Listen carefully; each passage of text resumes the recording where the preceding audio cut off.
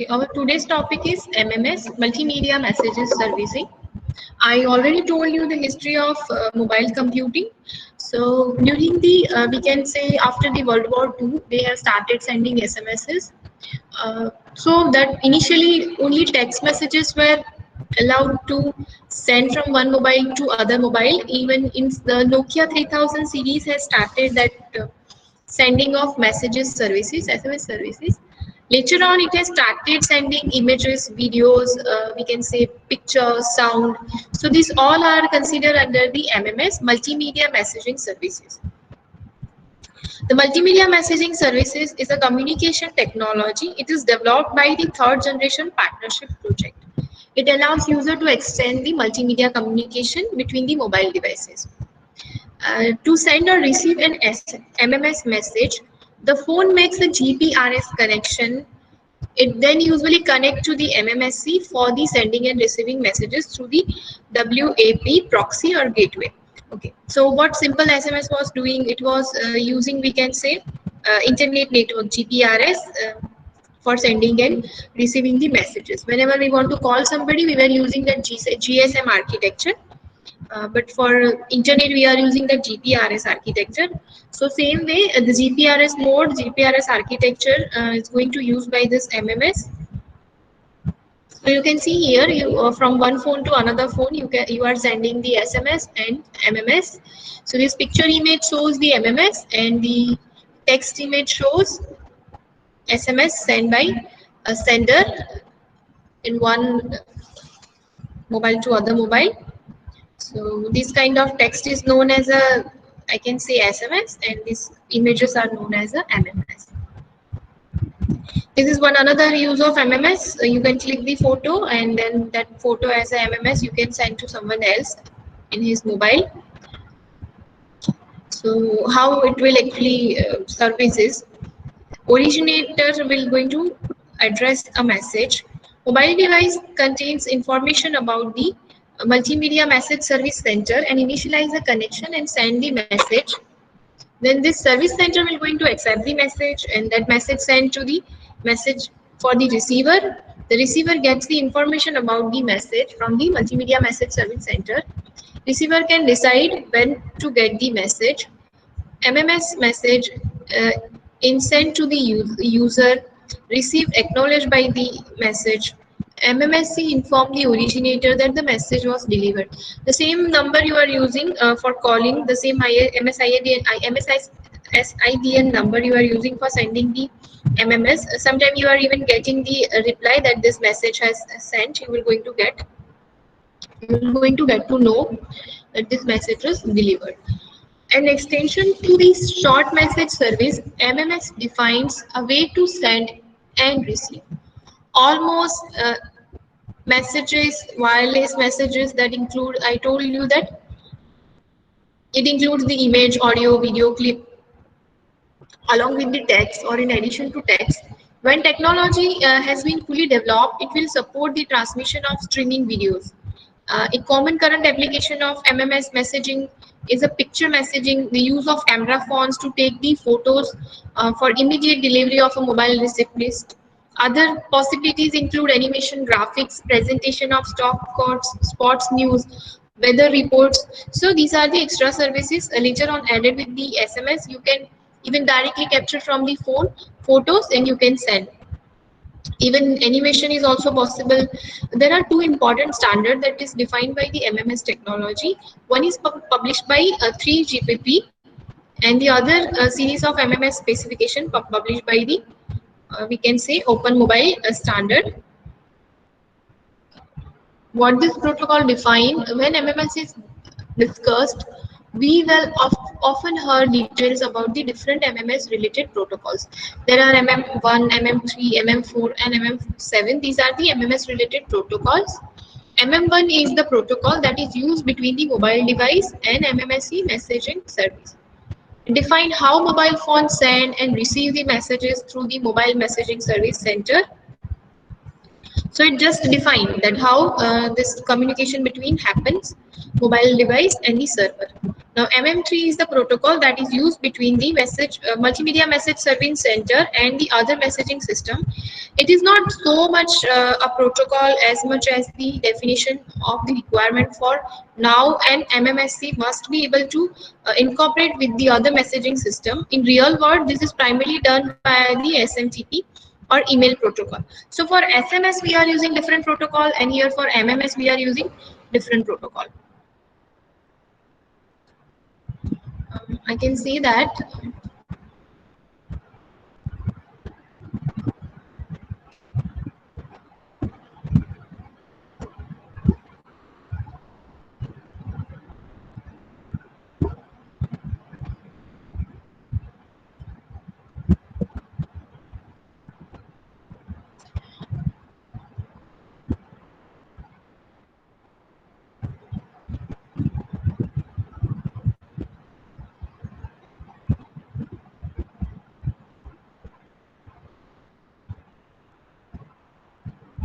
for SMS the specific protocol we were using is SMTP, and for MMS we are using MIME and SMTP.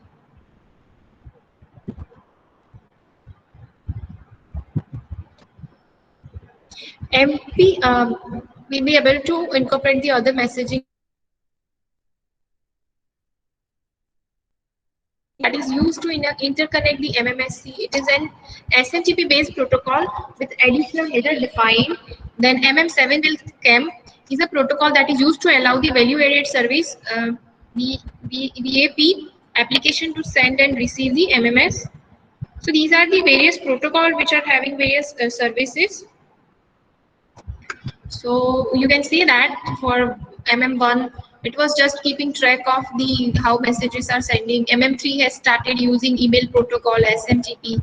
Then MM4 has added some other header into that, and MM7 has added some value added service into that.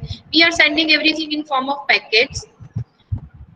So here we can say MMS is developed in two separate phases. How it is developed, you can see here based on GPRS.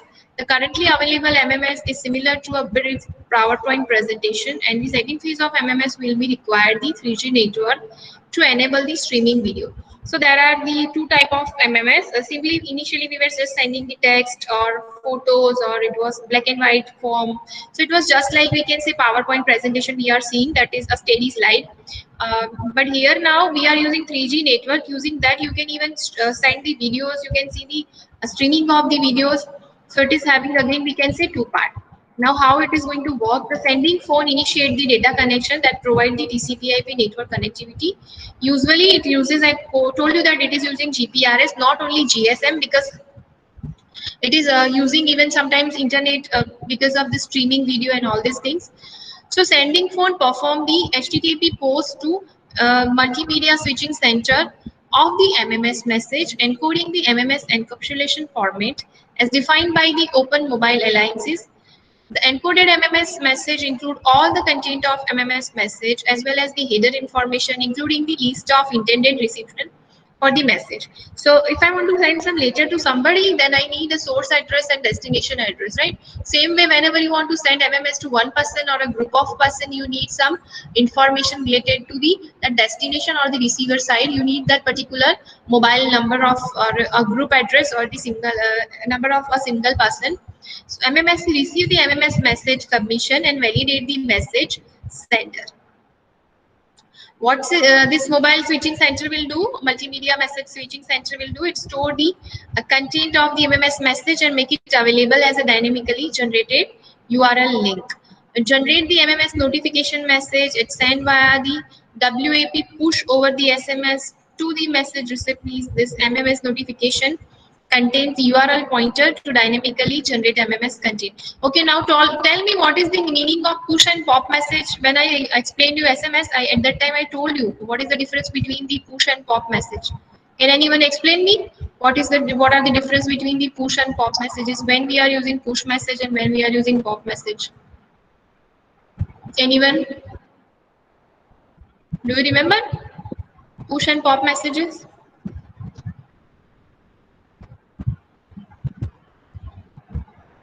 Tell me.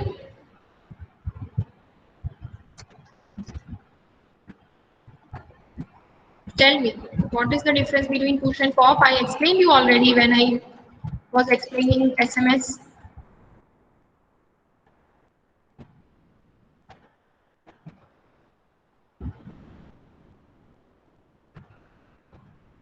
Okay, suppose I want to see my bank balance and I am sending message to the bank, given particular number, and I'm getting reply. What is my bank balance?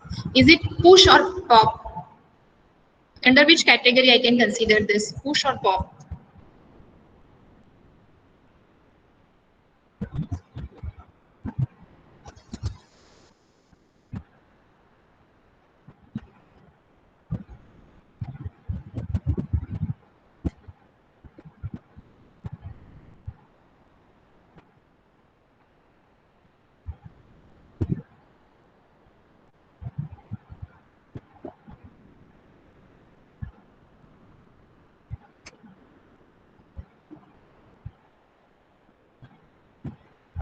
In response to request, if you are getting some message or reply, then it is which category it belongs, push or pop category? Let me know.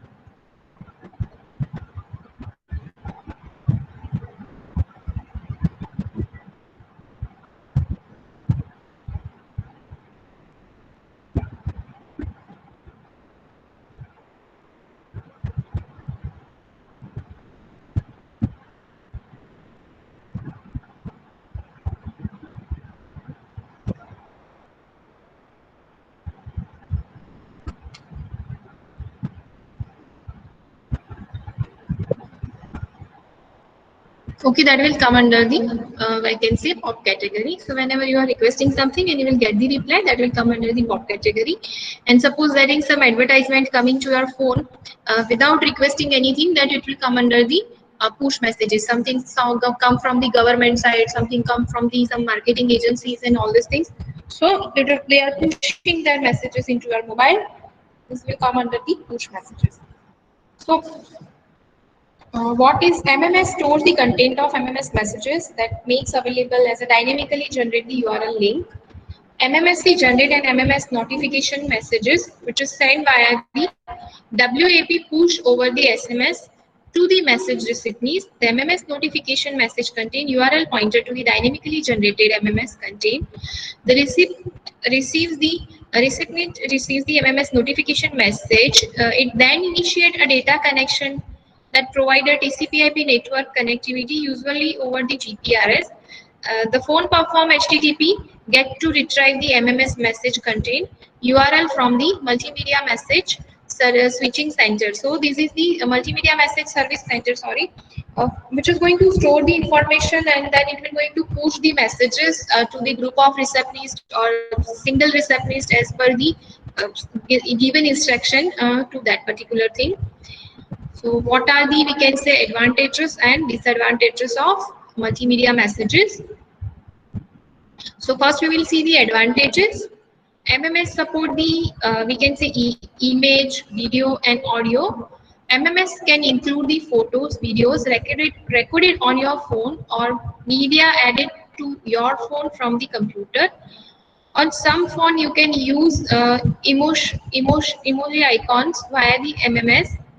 The higher level of personalization allow you to deliver the voice message and add more context to your messages than using text alone. So you can add emojis, you can add pictures, photos.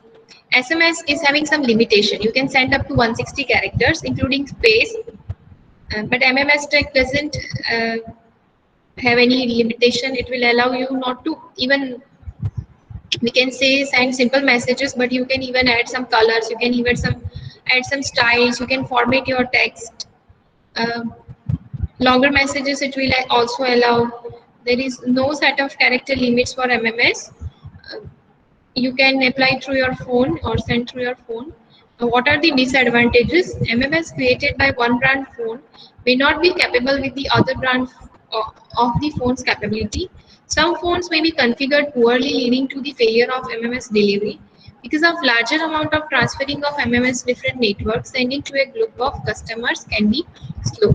So sometimes you want to send MMS to so many people, so it will be slow. Some phones are even not supporting the MMS capacities or capability, and you need some proper good configuration capacity for sending the MMS. Otherwise, it will lead to a failure of your delivery of the messages.